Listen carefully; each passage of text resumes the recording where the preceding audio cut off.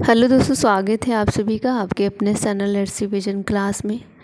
जैसे कि आप सब जानते हो, ये जो क्लास है कंटिन्यू हो रही है और अभी से आप प्रीवियस ईयर के क्वेश्चन साथ ही साथ सिलेबस पढ़ते चलिए ताकि एग्ज़ाम आते आते आप बहुत ही अच्छे से आसानी से बहुत ही कम समय में प्रश्नों को कर पाएँ।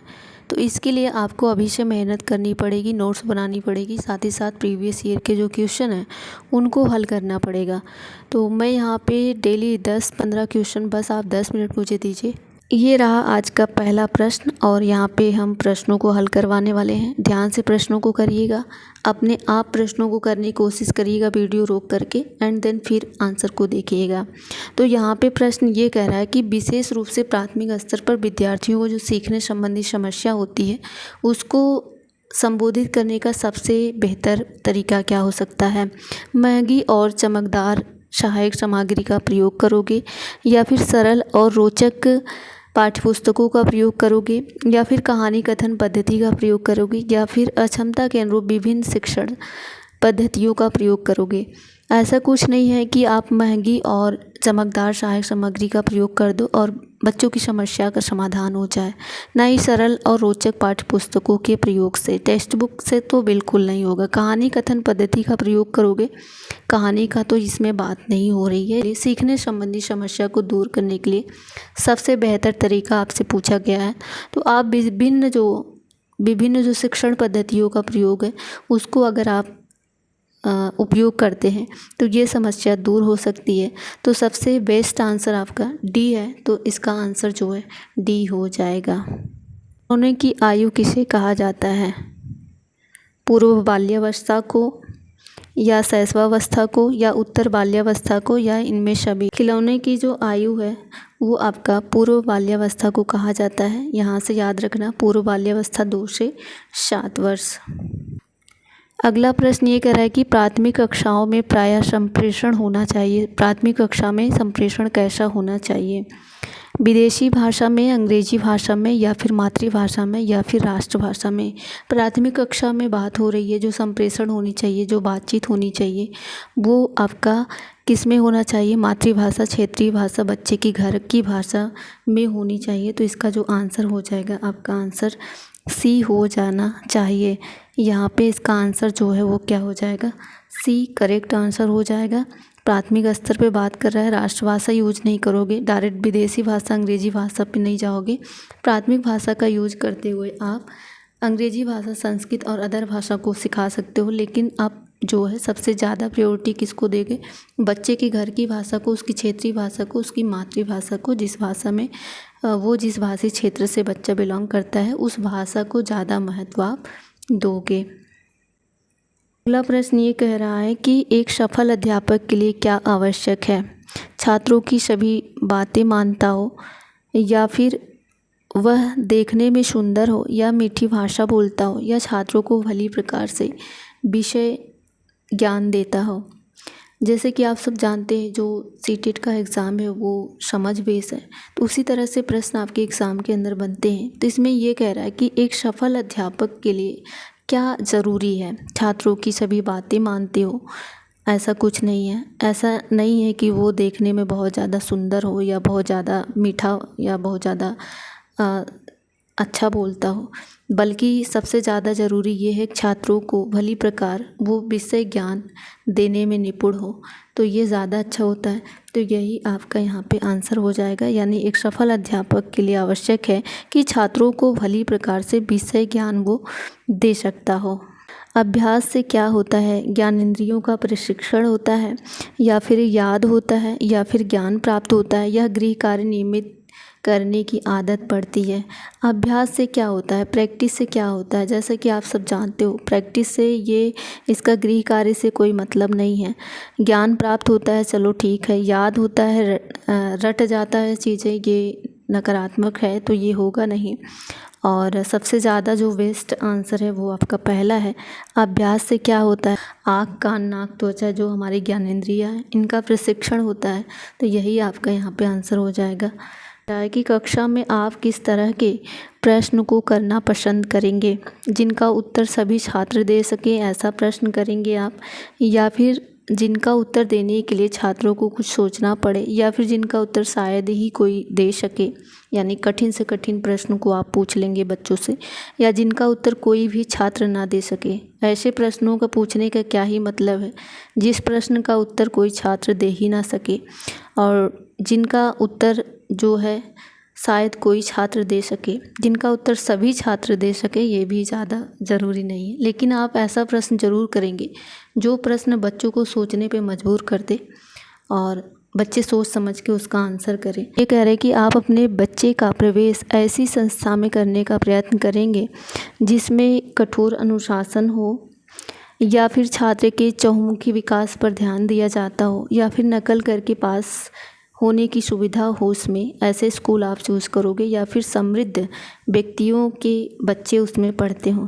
क्या ऐसा स्कूल, ऐसा संस्था आप खोजेंगे जिनमें जो समृद्ध व्यक्ति हैं उनके बच्चे पढ़ते हैं? ऐसा कुछ नहीं करेंगे।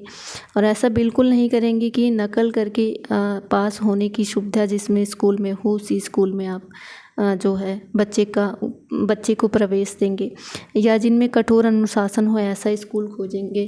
ऐसा कुछ नहीं है।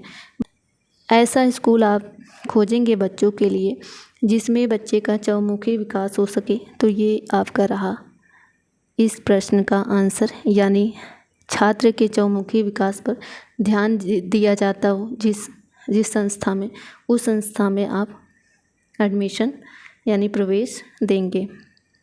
ये कह रहा है कि आप देश की दिशा बदलने में किसकी भूमिका को महत्वपूर्ण मानते हैं?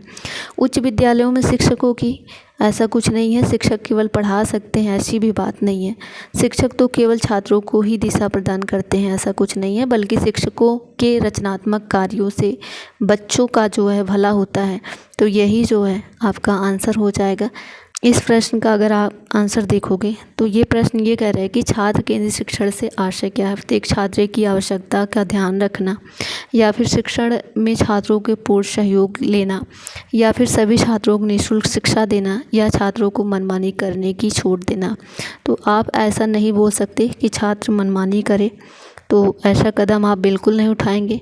और निःशुल्क शिक्षा की बात छात्र केंद्रित शिक्षण नहीं करता, ये भी बात यहाँ पे गलत है। शिक्षण में छात्रों का पूर्ण सहयोग लेना, ये भी आपका नकारात्मक है, बल्कि आपका जो आंसर हो जाएगा वो ये हो जाएगा, प्रत्येक छात्र की आवश्यकता को ध्यान में।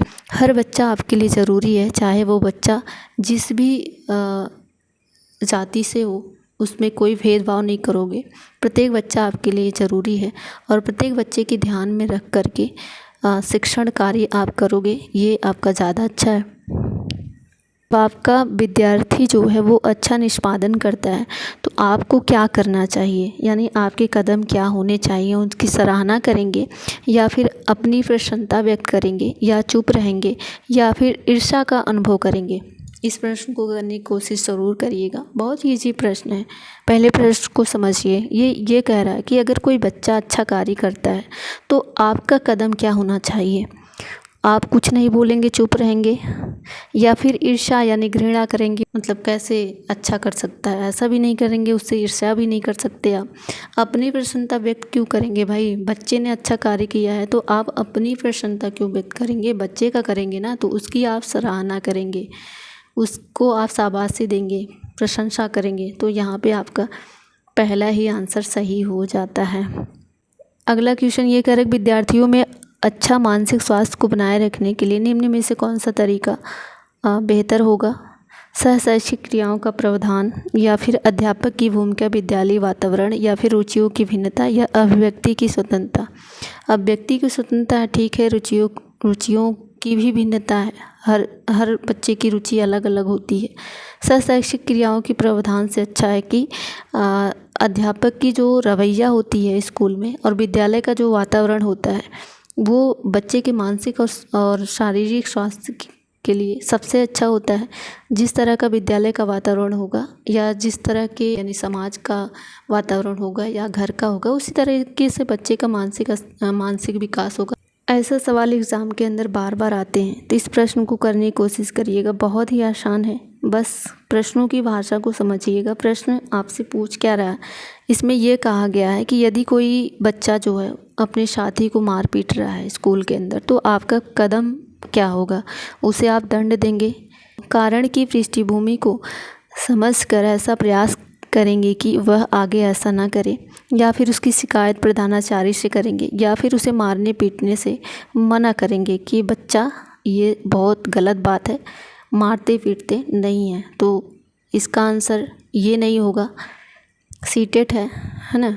तो समझ के इसका आंसर करना। यदि कोई बच्चा शरारती है तो उसे आप दंड बिल्कुल नहीं दे सकते, ना ही आप उसके माता पिता, प्रधानाचार्य या इवन कोई भी हो उससे आप शिकायत भी नहीं कर सकते। और उसे आप समझाएंगे नहीं, समझाएंगे बाद में ना, पहले आप कारण को जानेंगे एंड देन फिर आप क्या करेंगे, उसका सलूशन करेंगे।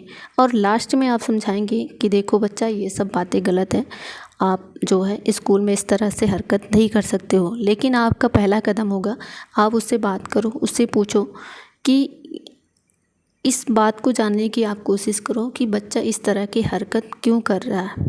जब आप उसके कारण को जान जाएंगे एंड देन फिर उसको समझाएंगे तो ज़्यादा सही होगा। इस प्रश्न का आंसर जो है वो क्या हो जाएगा, आपका बी आंसर। इस प्रश्न का आंसर आप कमेंट बॉक्स में करोगे, और कुछ भी पूछना चाहते हो, किसी भी प्रश्न में आपको डाउट हो तो उस प्रश्न को आप ज़रूर लिखना कमेंट बॉक्स में। और आपकी तैयारी कैसे चल रही है, आप कहाँ से हो, कहाँ से पढ़ रहे हो मेरी क्लास को, ये ज़रूर कमेंट बॉक्स में बोलना। और इस प्रश्न का आंसर आप ज़रूर देना कि छात्रों में आपराधिक प्रवृत्ति एवं युवा अपराधिकता का प्रमुख कारण क्या है ना। तो इसका आंसर आप ज़रूर देना। और